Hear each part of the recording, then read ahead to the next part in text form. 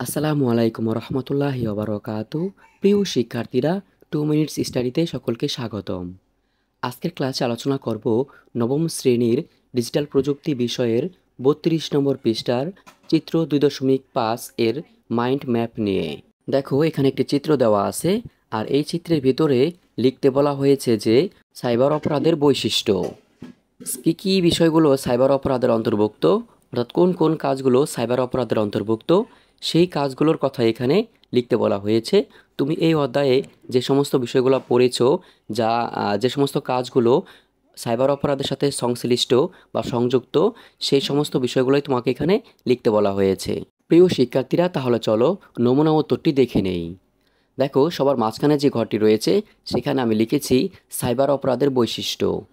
অর্থাৎ এই চারদিকে যে সমস্ত কথাগুলো লেখা আছে, যে সমস্ত শব্দগুলো লেখা আছে, সেই সবগুলোই হচ্ছে সাইবার অপরাধের বৈশিষ্ট্য বা সাইবার অপরাধের অন্তর্ভুক্ত।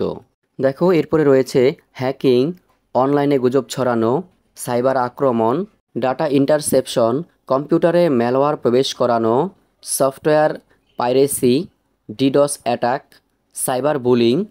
এগুলো হচ্ছে সাইবার অপরাধের বৈশিষ্ট্য। প্রিয় শিক্ষার্থীরা, আশা করি তোমরা বুঝতে পেরেছো। না বুঝলে কমেন্ট বক্সে জানাবে। আর নতুন নতুন ভিডিও পেতে 2 মিনিটস স্টাডির সাথেই থেকো। ধন্যবাদ সকলকে।